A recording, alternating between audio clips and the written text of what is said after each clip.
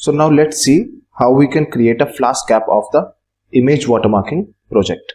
Here you can see that I am using Atom, which is a code editor. I've created a new folder with name image watermarking. This is my project folder, and here I have created certain files, and we'll go through all these one by one.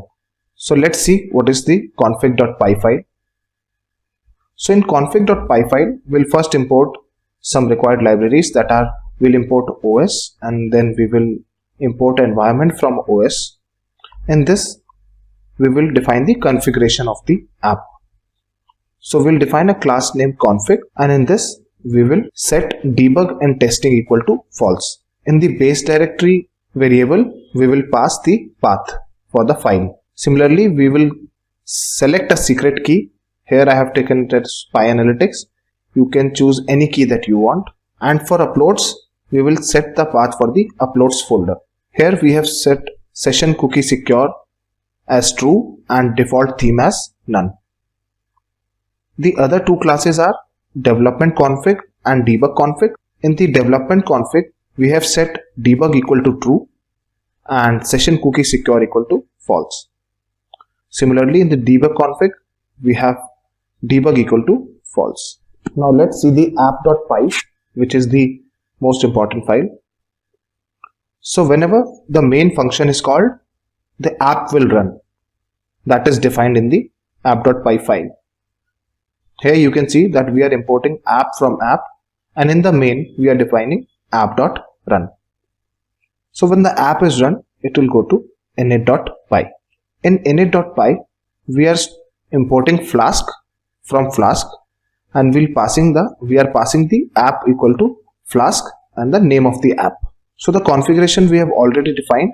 We are calling them here using app.config.from object, and we are calling the development configurations here. After that, we are importing views from app. So let's see the views file.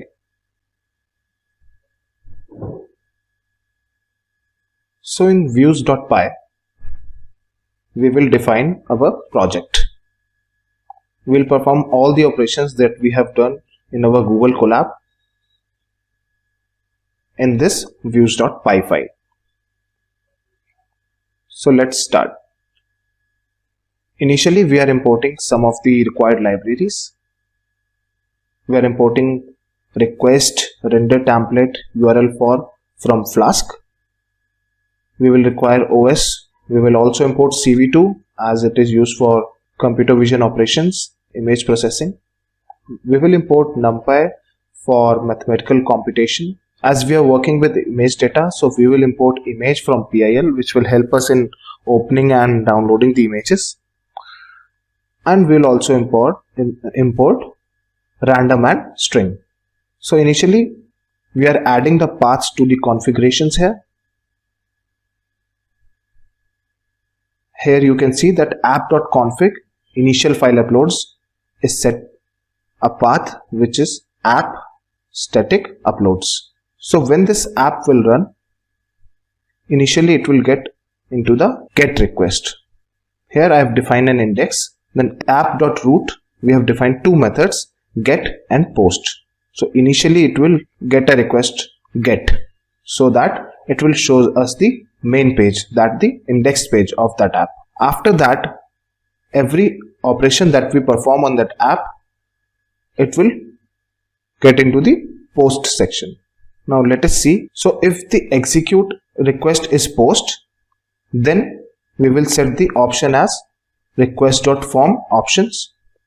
Similarly, we will set paths for all these. Image upload, image name, we will take image equal to image.open. As we have imported image from PIL, we will upload the image here. We will convert that image into a NumPy array, and we will store the shape. This is exactly the same procedure as we have followed in a Google Colab. This is for the main image. Similarly, now we will work for the logo watermark. So as I have already told you, In Google Colab, we will upload the image. We will find the center of the image where we need to put our logo. Here you can see that we are finding the center of the image using center Y, center X, top Y and left X. Similarly, after that we will find the region of interest. That is the region where we need to put our logo. So here you can see that we are following the same procedure for finding the ROI, and then we are saving result equal to cv2.addWeighted, the ROI and the logo. I told you how we can create patterns and I showed you how to add a line. The same is implemented here. You can see that this is the same exact code that we did in the Google Colab. After that, we will store the image in img variable and we'll save that to initial file upload path and we will return it. So this was for the logo watermark. If we want to work for the text mark, then we will run the cv2.putText function as I have already told you in the Google Colab. So how putText works?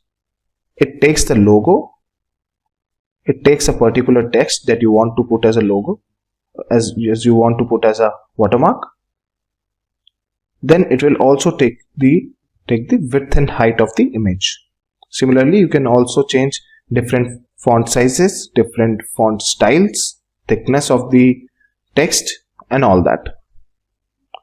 After that, we'll follow the same process and convert it into an array and save it into a initial file uploads path and return it. So this is all about our views.py file.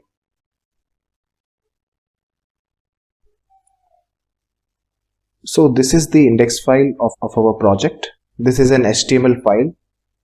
In order to create this, you should have a basic understanding of HTML and CSS. Here I am using jQuery and materialize.css, which I have imported here, as you can see.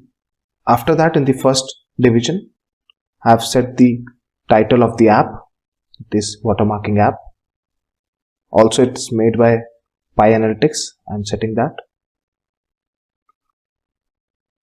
In the next division, I'm setting a title, image, upload image to watermark, and for that I'm giving a button, that is the browse button, so you can browse the images and select an image to upload, which will be taken here in the input type using image upload. Next, we will set the title for the upload image to watermark, and similarly create a browse button for uploading the logo to the watermark. Next, we will take the text from the user for the watermark. Here you can see that the heading is text to watermark, so it will take text from the user which can be used as a watermark.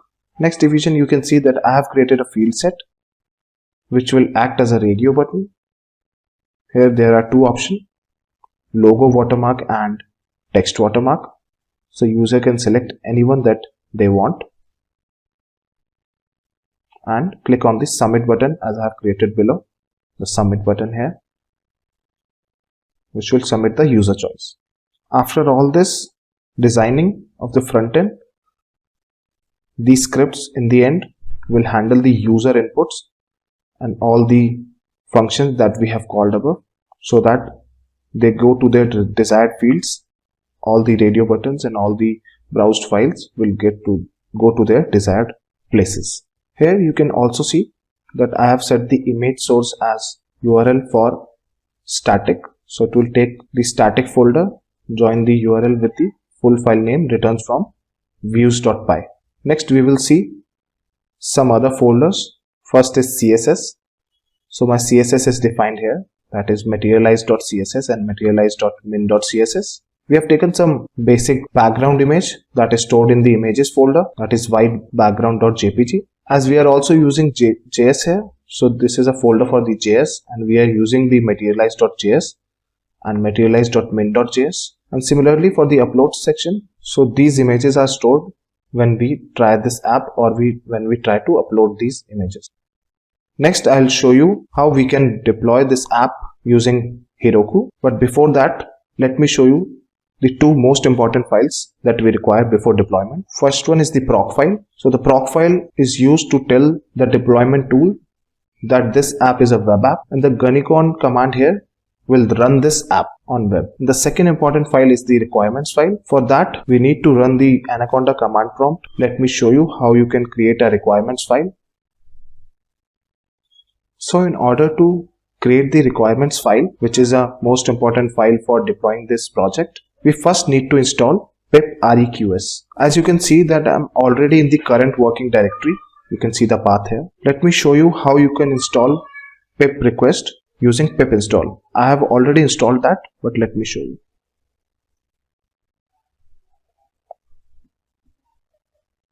So for that, you need to run this command pip install pip reqs. It will install pip reqs, which will be required for creating the requirements.txt file in your desired folder. And what this requirement file does is it lists out all the dependencies, all the libraries which will be required to deploy this app. So as you can see that it is running right now.